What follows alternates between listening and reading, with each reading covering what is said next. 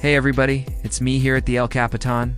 This is episode number 2 of our series taking a look back at the greatest movies ever made, one frame at a time.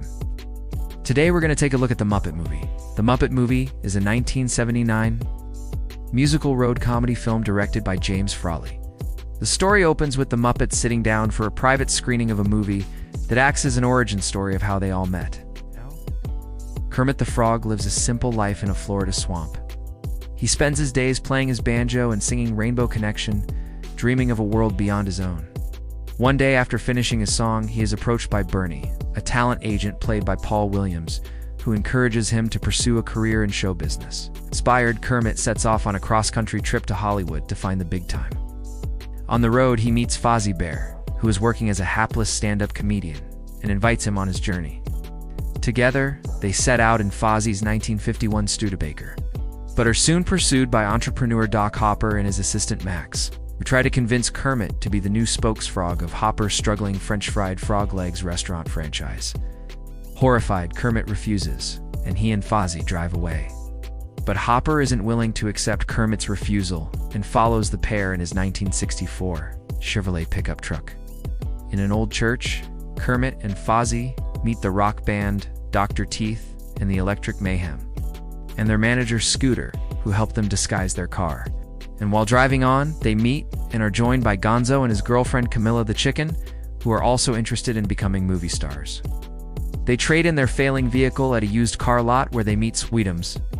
They invite Sweetums to come with them, but he runs away. The others drive away, only for Sweetums to emerge and reveal that he had only gone to pack his things. At a county fair, the group meets Miss Piggy, who becomes smitten with Kermit. They share a romantic dinner that night and fall in love, but their bon air is short-lived. While Kermit and Miss Piggy are meeting for dinner, Hopper and Max abduct her as bait to lure Kermit. When they capture him, mad scientist Professor Krasman tries to brainwash Kermit into performing in Hopper's advertisements, but Miss Piggy knocks out Hopper's henchman and causes Krasman to be brainwashed by his own device. Immediately after the fight, however, Miss Piggy receives a job offer and abandons a devastated Kermit. Later, the Muppets reach a desert highway where they are picked up by Rolf the dog. Soon after, the entire group is heading to Hollywood in the back of a flatbed truck.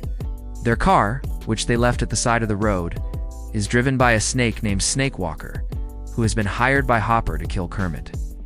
Just as Snake gets close enough to strike, however, Dr. Bunsen Honeydew steps out of the bushes, grabs the snake and throws it into the back of his van.